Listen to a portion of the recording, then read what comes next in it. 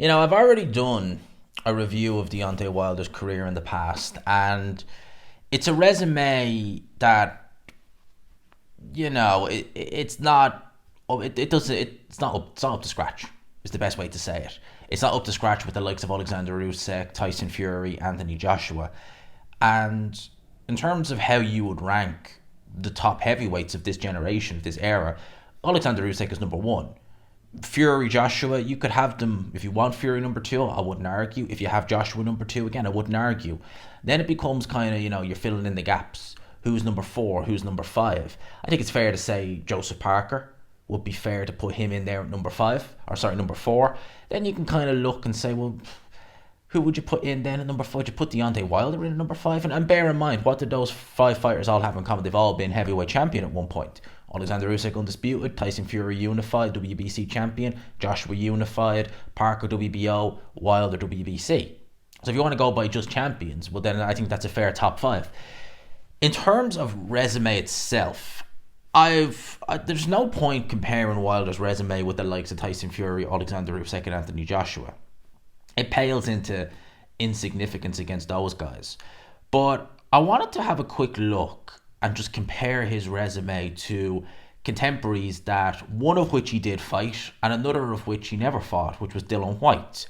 Now, I'm only going to look at Wilder's world level, in inverted commas, fights, because although he was a heavyweight champion and he defended his title, there's no way you can make the case that some of these guys were world level fighters that he defended it against.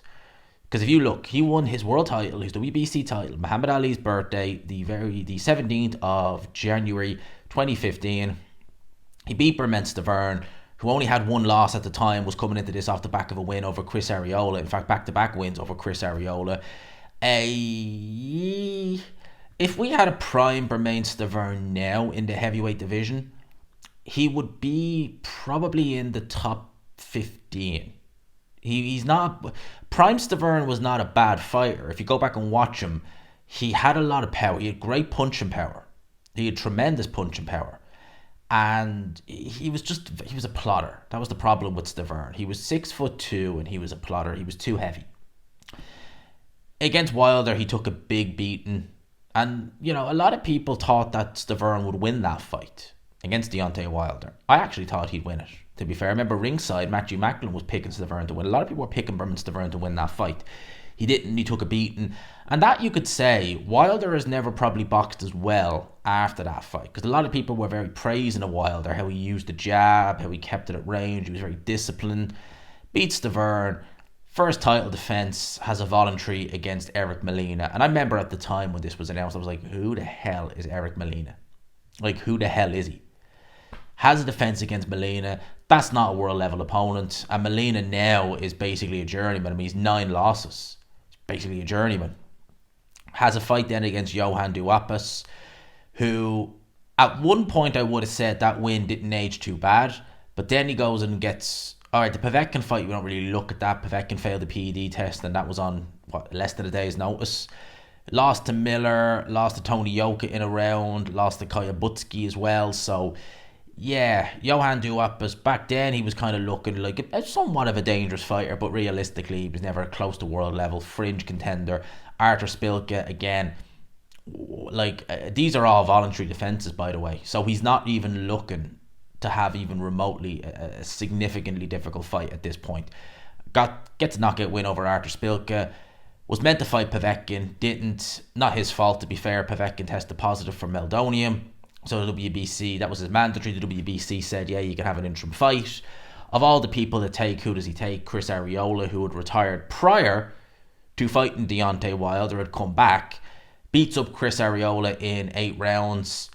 Then was meant to fight Then he actually goes and fights Gerald Washington because he injured his arm, or he injured his hand. And Washington, again, no great shakes. 6 losses now. Lost his last fight on points to Derek Chisora, and actually lost his last 3 fights. So again, that win's not aged well at all. Beats him over 5 rounds. Doesn't look particularly good in it, but beats him. Has another fight against Bermane Stiverne. And this is nearly 3 years as WBC champion. And there's not one name that you could look at and say, okay, that was taking a risk. That was doing something. You weren't unifying, but credit to you. You took on a tough test there. No one else wanted to. No, it wasn't happening. Beats Luis Ortiz. That was a good win at the time because people thought Ortiz was a bit of a boogeyman. I think it's fair to say he didn't turn out that way. Has his draw with Tyson Fury, and then he has his mandatory against Dominic Breazeale. I won't begrudge him that one. That was a mandatory. He had to face him.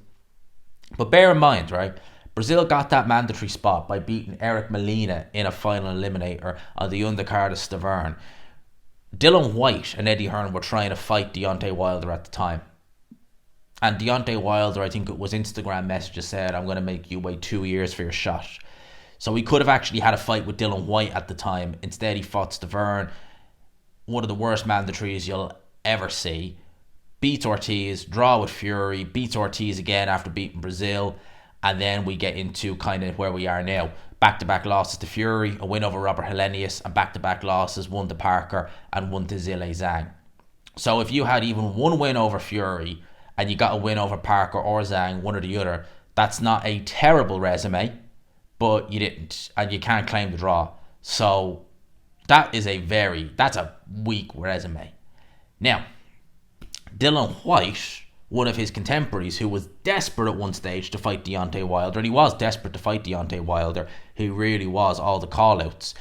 I must do a video on Dylan Whyte because we still don't know what's going on with him since he had that fight in Castlebar a couple of months ago. But if you look at his resume, right, the first real name on his resume is Anthony Joshua, and he lost that fight. But he gave a good account of himself, to be fair. It was a really, really good fight.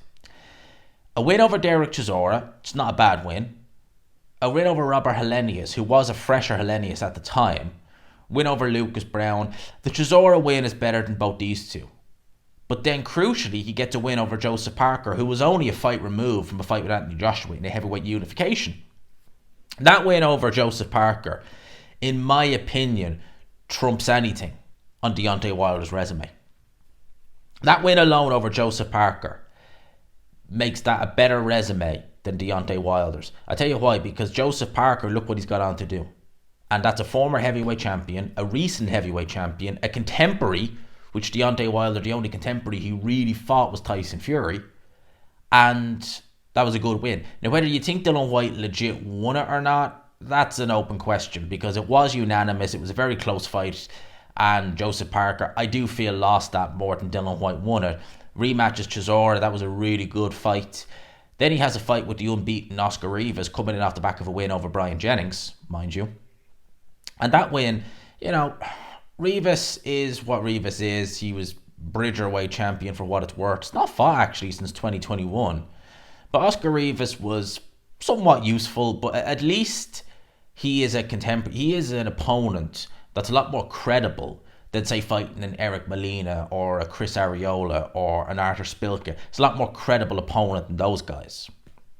Has a fight with Mariusz Vach that was on short notice, that was over in Saudi Arabia. Gets knocked out by Povetkin but avenges the loss. I know, take it in context, Povetkin had seen much better days when Dylan Whyte beat him. In fact, he actually retired after that fight. But Povetkin and Parker and Chisora alone, those three fighters, are way, way, way better than the wins Deontay Wilder has. Even the win against Jermaine Franklin. Franklin is not, I give him credit. He's a better heavyweight than I was giving him credit for. So that win might actually age a little bit better. Franklin could be an awkward opponent for most of these top heavyweights. I wouldn't say he'd necessarily beat them, but he could be awkward for some of these guys. So we'll watch that Franklin win because that might actually age a little bit better than some might actually say. But yeah, 2 wins over Chisora, a win over Joseph Parker, a win over Povetkin, and even a win over Oscar Rivas, really. That just makes crap. I could use a stronger word there, but obviously I'm not going to do that. It just makes what of Deontay Wilder's resume. And you could argue Dylan Whyte. You could put him or Zhilei Zhang in as the 5th best heavyweight of this generation. Deontay Wilder, even though he has been heavyweight champion, a long reigning heavyweight champion, just looking at resume alone, you might not even put him in top 5. Arguably the 4th best heavyweight of this generation, Joseph Parker, former WBO heavyweight champion of the world, current WBO interim champion. His resume is actually quite good. And you will not compare you can't compare this resume to Deontay Wilder's. It's 10 times better. Straight away, he fought Carlos Takam. Now, Carlos Takam had 2 losses at the time when he fought Joseph Parker in 2016. All right, Takam was still very, very, very, very useful. Carlos Takam would have been a fantastic opponent to have as a voluntary defense for Deontay Wilder during the early part of his WBC reign, because he's credible. He will test you, right? It's not going to be a gimme win. He's credible. He'll test you. If you've chinks in your armor, he'll show them, and he will put it. Carlos Takam gives everyone a tough fight, except Martin Bakole, which was really impressive. Really impressive. But that was years later. Don't see why he couldn't have fought someone like a Carlos Takam during his reign instead of fighting the likes of Eric Molina, Artur Spilka, etc. Okay? Parker fought him. That made him IBF mandatory. Didn't go through with the IBF mandatory shot because all the belts got fragmented. He was also WBO mandatory or number 1 ranked. I'm not sure if it was one or the other. But it got him a crack at the vacant title against Andy Ruiz. Won that fight. Some people felt he lost, but nevertheless he still won it. And he was able to pick up a WBO heavyweight championship. Andy Ruiz would go on to beat Anthony Joshua and become unified champions. And that win aged quite well. Took the O of Hughie Fury. And again, that was a mandatory defense, to be fair. But still, he took the O with Hughie Fury. And I would say that Hughie Fury, Andy Ruiz and Carlos Takam, okay, maybe not Hughie Fury necessarily, but those 2 wins in of itself are much better than what Deontay Wilder has 2 wins over Derek Chisora. There you go.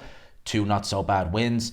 Then he beats Deontay Wilder himself. I'm not going in chronological order, obviously. I'm missing out the kind of miscellaneous fights. He beats Deontay Wilder and beats Zhilei Zhang. So Zhang, Wilder, Chisora, Ruiz and Takam. Again, they're all much better wins to have on your resume than the likes of Berman Stavern and Luis Ortiz. In my opinion, they are much better. And you cannot compare those 2 resumes. You just can't. Deontay Wilder has been one of the most protected champions I think I've ever seen.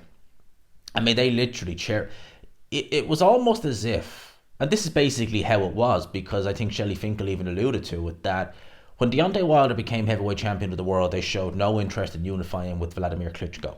Which, you know, I've always said it. If you're a heavyweight champion, if you want to win a European title, if you want to win a world title, you have a certain responsibility. That's why I was so harsh on Adam Mazim when he vacated that title rather than go through with Dalton Smith. Because in my opinion, if you're and drop down a level, if you're willing to fight for a European title, you should be willing to defend it. If you're willing to win a world title, you should be willing to unify it. All right. So Tank Davis, when he won his IBF title, I think it was IBF title years ago, his first one, I think it was at 130 pounds thereabouts. I'm sure it was at 130 pounds against Pedraza. No mention of Lomachenko, who was there at the time. If you win a world title, you should be willing to unify. It's as simple as that. You know, surely your goal should be to unify, consolidate, become undisputed. Wilder said it was his goal, but his actions didn't show it. And look, with voluntaries, there are better voluntary opponents than the likes he took. These were kind of the fights. The Eric Molinas, the Johan Duhaupas, the Artur Spilkas. These were fights that you would say Deontay Wilder should have been having when he was a contender. Fighting the likes of Eric Molina, fighting the likes of Johan Duhaupas, fighting the likes of Artur Spilka when he was a contender on the come up before he was even mandatory for the WBC. You sure as hell don't be having them when you're WBC heavyweight champion of the world and selling them as well. They were world title fights, but if you can have a pick of the likes of Carlos Takam, slightly more dangerous fighters, more credible opponents, why not? You know, and again, your resume, the 2 best names on your resume that you beat, Berman Stavern, who will go down in history as one of the weakest champions of all time, and Luis Ortiz, a man whose best win is Brian Jennings, and we don't really know how good he was because everyone, myself included, doubts the validity of his age. He was, 40 years old thereabouts when he fought Deontay Wilder? He would have been about 39, 40 years old when he fought Deontay Wilder. How good was he really then? And how good really was he in general? And that's the resume Deontay Wilder has. That's the resume that he will try and claim that he was one of the top guys of his era. Nah. You know, you even look at someone like Zhilei Zhang. A win over Deontay Wilder. Back-to-back wins over Joe Joyce. That's better. Like, that, as far as I'm concerned, that's better than a win over Berman Stavern and Luis Ortiz. So Wilder's resume is just, good lord, I mean, he's over 40 wins, and just honestly, it's one of the weakest resumes of a heavyweight champion you'll ever see. And you look at his contemporaries like Dylan Whyte. Dylan Whyte will never be heavyweight champion of the world, but his resume alone is much better than Deontay Wilder, who was a heavyweight champion. Joseph Parker, a one-time heavyweight champion like Deontay Wilder, that resume, even before he was a champion, he was fighting tougher guys. He was fighting the likes of Carlos Takam. No title on the line, but fighting him when he was a lot fresher than he is now. You know, that's a much more... Carlos Takam is a credible name to have on your resume.